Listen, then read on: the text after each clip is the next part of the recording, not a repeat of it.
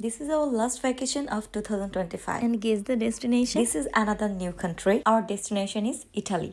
এটাও খুবই সাডেন একটা প্ল্যানিং, জাস্ট 1.5 সপ্তাহ আগে আমরা প্ল্যান করছি আমরা ভ্যাকেশনে যাব, বাট প্রথমে আমাদের মাথায় অন্য একটা ডেস্টিনেশন ছিল, বাট পরে আমরা ইটালিটাকে চুজ করি। And obviously we are excited, যদিও সোহু এর আগে ইটালিতে গিয়েছিল, but this is first time for me.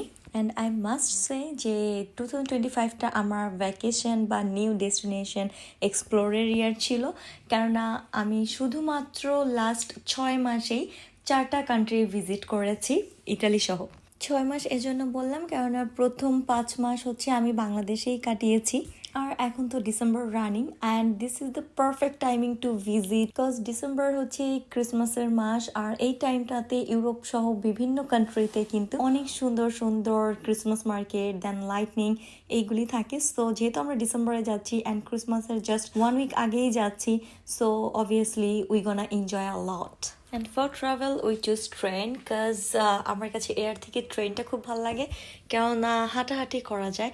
I know যে প্লেনে টাইম অনেকটা সেভ করা যায়, সো হাঁটাহাঁটি করার প্রয়োজন পড়ে না, বাট আমরা ট্রেন জার্নি এনজয় করি, সো আমরা ট্রেনটাকেই চুজ করেছি। উল্টো ট্রেনে কিন্তু কস্ট আরও বেশি পড়ে। করে আমাদের সময় লেগেছিল 7 থেকে 8 ঘন্টার মতো, বাট ভালোই ছিল।